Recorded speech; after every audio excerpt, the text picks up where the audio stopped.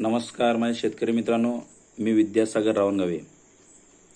हे व्हिडिओ काढण्याचं एकच माध्यम की गेले 8 ते 10 दिवस झालं मी बघतो तर बरेच ठिकाणी अतिवृष्टी अतिपाऊस झाला आहे। त्यामुळे काय झालं म्हणलं तर जे तुरी आहेत, तुरी काय चाललेत उमळून चाललेत, आणि जे मिरच्याचे प्लॉट आहेत ते पण उमळून चालले, जे कापसाचे प्लॉट आहेत ते पण उमळून चाललेत, फुलं गळणी चालू आहे। मित्रांनो, हे कशापायी होते, काय होते?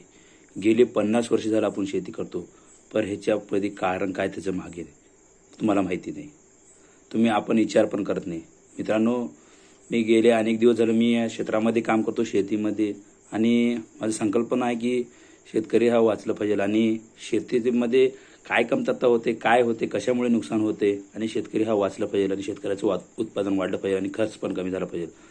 मित्रांनो, आपल्याला एवढंच आहे की आपल्या विचारामध्ये की बाबा अति पाऊस पडले म्हणून हे झाले नाही। मित्रांनो, ह्याच्या मागे एक मोठं कारण आहे, आपण जे यूज करतो, जे वापरतो ते काय होईल, आपल्या शेताला अति घातक होईल, आणि तशा बदलचे फायदा मिळणं ना गेले आपण वापरला, जे वापरतो आपण फायदा होऊ दे म्हणून ते फायदा कमी आणि नुकसान जास्त होले।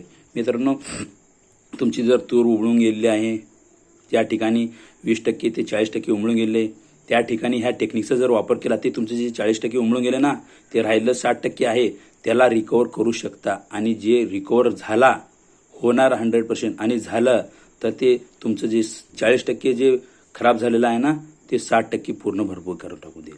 अशा पद्धतीचं टेक्निकचा केलं आहे आम्ही।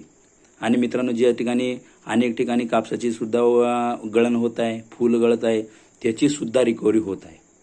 मित्रांनो, ज्या ठिकाणी मी ज्या प्लॉटला मी व्हिजिट दिलं होतं आणि ज्या ह्या टेक्निकचा वापर केलाय त्यांच्यामध्ये अशा प्रकारचा काहीच गळण नाही किंवा तूर उमळून जात नाही मित्रांनो। आणि ज्या ठिकाणी मिरची किंवा टमाट्याचे प्लॉटला मी दिलो आहे त्या ठिकाणी हे प्रभाव लई कमी आहे। मित्रांनो, मला हे व्हिडिओ काढण्याचं एकच माध्यम आहे की ज्यांच्या शेतामध्ये तूर अशी पद्धत झालेली आहे आणि अशा प्रकारचे प्रकरण घडत असेल तर त्यांनी अवश्य मला फोन करा आणि अवश्य भेट द्या, आणि ह्याच्यामधून तुम्ही चिंतामुक्त होचाल।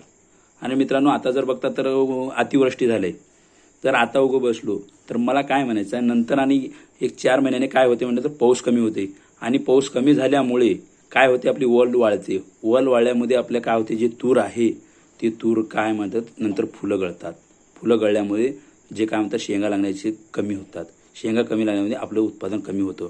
मित्रांनो, या आज विचार करायची गोष्ट आहे, कारण की आपला हा वर्ष वाया जातो। मित्रांनो, विचार करून बघा, आणि अशा प्रकारचे जर काही तुम्हाला संशय असतील तर मला फोन करा।